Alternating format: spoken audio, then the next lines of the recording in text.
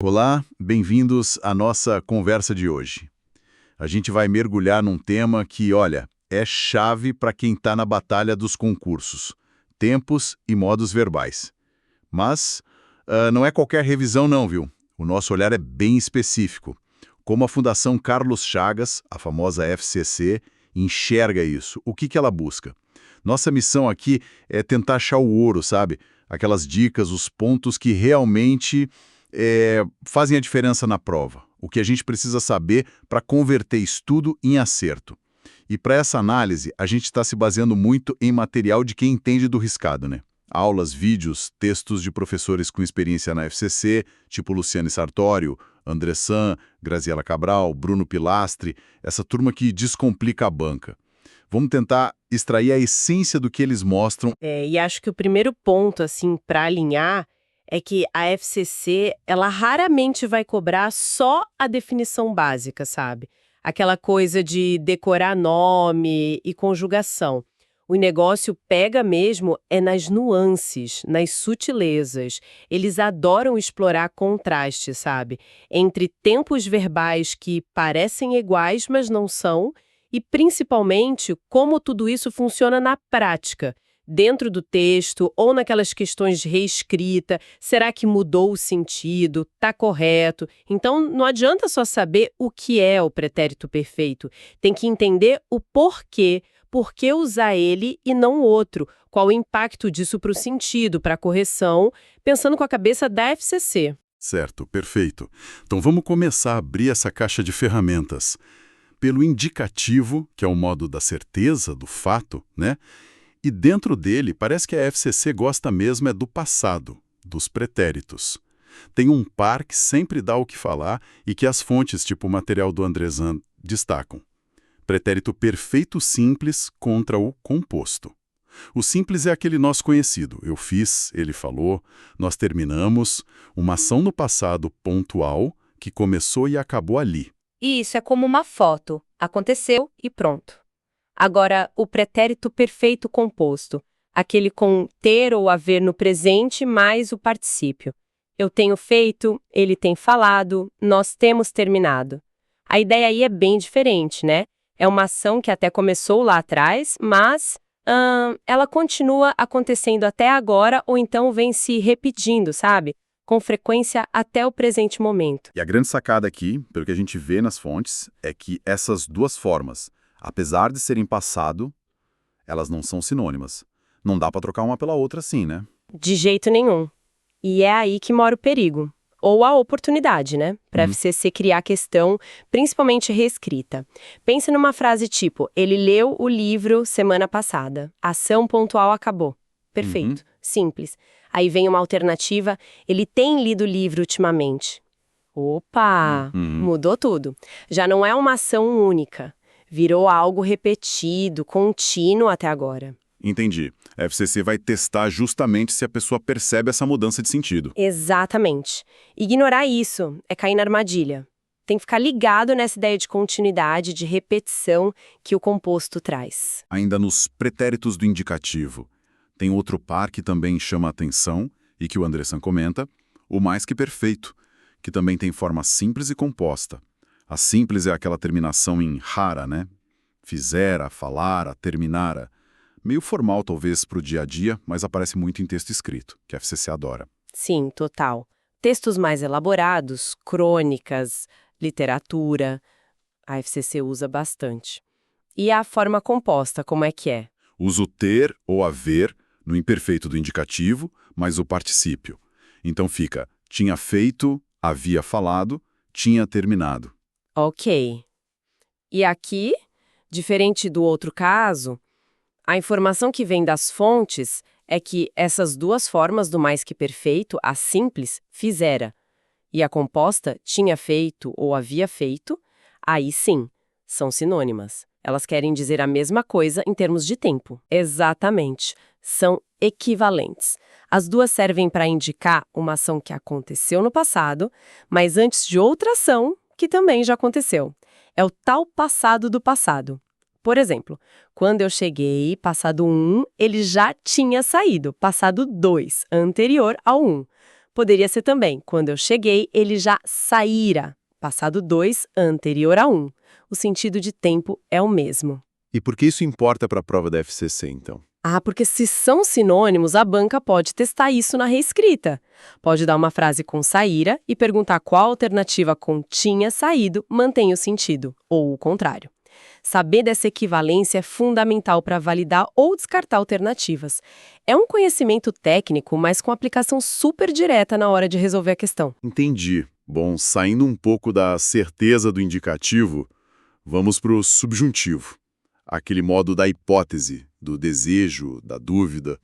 As fontes, como o material do Bruno Pilastri, não focam tanto em decorar a conjugação, mas sim num ponto que parece ser crucial para a FCC, a tal da correlação verbal. Correlação. Esse é um ponto delicado, né? Não é só usar o subjuntivo de qualquer jeito, é fazer ele conversar direitinho com os tempos das outras orações na mesma frase. É uma harmonia. Certo. E como isso funciona na prática? Como a FCC poderia cobrar isso? Olha, um exemplo clássico são as condicionais, aquelas frases com se. Tipo, se nós estudássemos pretérito imperfeito do subjuntivo a hipótese, teríamos futuro do pretérito do indicativo a consequência. Essa dupla, sabe? Imperfeito do subjuntivo na condição, futuro do pretérito na consequência. É o padrão para falar de algo que não é real agora, uma hipótese. A FCC pode dar a frase certa e, nas alternativas, colocar umas combinações tortas, tipo, se nós estudássemos, teremos. Aí quebra a lógica, a frase fica esquisita ou errada mesmo. Entendi. Então não é só saber conjugar o estudássemos, tem que saber que ele geralmente puxa o teríamos nesse tipo de frase. Isso, exatamente. E tem outras duplas importantes que a FCC gosta de verificar. Por exemplo, presente do indicativo na principal com presente do subjuntivo na subordinada. Tipo, é importante que todos participem, presente do subjuntivo. Certo. Ou então, uma muito comum também, futuro do subjuntivo com quando ou se, combinado com futuro do presente do indicativo. Quando você puder, futuro do subjuntivo, avisarei, futuro do presente, o chefe. Ou, assim que o problema for resolvido, futuro do subjuntivo, implementaremos, futuro do presente, a solução. Pegar essas combinações principais é vital. A banca adora criar alternativa errada justamente mexendo nisso, testando a tensão. Falando em modos, tem um imperativo também, né? O modo da ordem, do pedido, da instrução. O Bruno Pilastri menciona que ele aparece bastante em manuais, receitas, regulamentos. Textos que podem cair na prova. Reconhecer a função dele ali no texto ajuda na interpretação, certo? Com certeza, entender o comando, a instrução, passa por identificar o imperativo. E até a formação dele, afirmativo e negativo, que tem umas regrinhas próprias, pode ser testada, ainda que indiretamente. Mas o mais interessante mesmo, que mostra como a FCC pensa, é como tempos e modos não ficam isolados. Eles se conectam com um monte de outras coisas da gramática. Aí a coisa fica mais, digamos, interligada, né? Como assim? Quais conexões são essas? Exato. É ver a gramática funcionando junta. Um exemplo muito claro que a professora Graciela Cabral aborda é a relação com vozes verbais, ativa-passiva. Quando a gente passa uma frase da ativa para passiva analítica, aquela com verbo ser mais particípio, o tempo verbal que estava na ativa tem que ser mantido no verbo ser da passiva. Me dá um exemplo para visualizar. Claro. Voz ativa. O governo implementará, futuro do presente, novas medidas.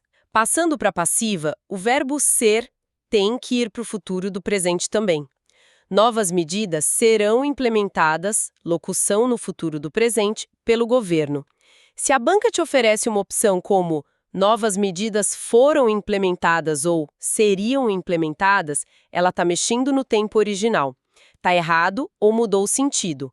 A FCC testa essa manutenção da lógica do tempo. Faz todo sentido. Que mais? Que outra conexão é importante? Outra fundamental que a professora Luciane Sartori sempre lembra é com colocação pronominal. Onde colocar o me, che, se, o, lhe. Em alguns casos, a posição do pronome depende do tempo e do modo do verbo. O caso mais famoso é a mesóclise. Ah, aquela coisa que quase ninguém fala, mas aparece escrito. Tipo, dir-se-á. Essa mesma. Então, a mesóclise pela norma culta só rola com o verbo no futuro do presente do indicativo, direi, dir-lhe-ei, ou no futuro do pretérito, diria, dir-lhe-ia. E isso se não tiver palavra antes atraindo o pronome para próclise, né? A FCC pode, numa questão de correção, por exemplo, colocar uma mesóclise num tempo errado, ou não usar quando deveria, no futuro, sem atração. É um detalhe, mas que conecta tempo verbal e pronome, e a FCC gosta desses detalhes. Entendi. E tem mais alguma conexão, assim, forte que as fontes apontam? Sim, uma última bem relevante, a ligação com o discurso indireto. Tanto a Graziella Cabral quanto o Bruno Pilastri falam disso. Quando a gente vai contar o que outra pessoa disse, sabe? Transformar o discurso direto, com aspas ou travessão, em indireto. Tem que fazer uns ajustes.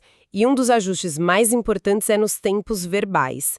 Principalmente se o verbo que introduz a fala, tipo disse, falou, perguntou, estiver no passado. E como funciona essa mudança de tempo? Geralmente, os tempos do discurso direto dão um passo para trás no tempo quando vão para o indireto. Assim, ó, discurso direto. Eu estou, presente indicando cansada. Discurso indireto. Ela disse que estava, pretérito imperfeito indicando cansada. O presente vira imperfeito. Ah, tá. Outro, direto. Eu fiz, pretérito perfeito simples, o trabalho ontem. Indireto. Ele afirmou que fizera ou tinha feito, pretérito mais que perfeito, o trabalho no dia anterior. O perfeito vira mais que perfeito. Certo.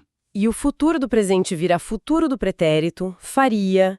Entender essas mudanças é chave para a questão de mudança de discurso. Juntando tudo isso, né, o que a gente percebe é a visão da FCC.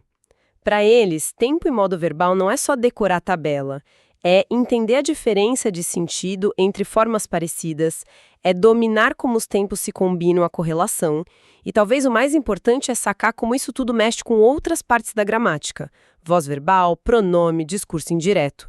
O ouro mesmo, o que a gente tira de mais valioso das fontes, é essa visão do sistema. A FCC parece valorizar quem entende a gramática como uma coisa interligada, sabe? Não um monte de caixinha separada. Perfeito. Então, se a gente fosse resumir mesmo o ouro que a gente tentou encontrar hoje sobre tempos e modos na visão da FCC, quais seriam os pontos principais? Bom, primeiro, ficou muito claro. Tem que dominar as diferenças e semelhanças lá nos pretéritos do indicativo, saber que perfeito simples e composto não são a mesma coisa, que um é pontual e o outro é contínuo, repetido, e isso é vital para analisar sentido e reescrita. E, por outro lado, saber que o mais que perfeito simples e o composto são sinônimos, o tal passado do passado, o que permite substituições. Essas nuances são alvo certo. Segundo ponto forte, a correlação verbal. Tem que ter na cabeça quais tempos do subjuntivo combinam com quais tempos do indicativo, principalmente. Aquelas duplas clássicas. Imperfeito do subjuntivo com o futuro do pretérito. Futuro do subjuntivo com o futuro do presente. A FCC adora testar se a gente conhece essas combinações. E terceiro, que talvez seja o ponto mais estratégico que a gente viu nas fontes, essa visão integrada. Tempo e modo não vivem sozinhos. Mexem com a voz passiva, com a posição do pronome, mesóclise, com a mudança para discurso indireto. Perceber como uma escolha de tempo afeta o resto da gramática. É isso que ajuda a resolver as questões mais cascudas, que pedem um entendimento mais conectado. É como entender a máquina funcionando, não só as peças soltas. Exato. É pensar a língua como ela é. Dinâmica, relacional. E isso tudo me faz pensar numa coisa, sabe? Uma reflexão final para quem está estudando. A gente viu o que a FCC valoriza, como ela conecta os pontos. Mas será que não dá para ir um pouquinho além? Já que a banca tem essas preferências, né? Por certas nuances, certas conexões, será que se a gente analisasse a frequência de certos tempos, modos ou correlações nos textos que a FCC mais usa nas provas, artigos, crônicas, leis, textos literários, será que a gente encontraria padrões? Será que talvez, sem querer, a banca testa mais aquilo que aparece mais nos textos que ela escolhe? Investigar se tem uma espécie de assinatura temporal nos textos da FCC poderia ser um próximo passo, né?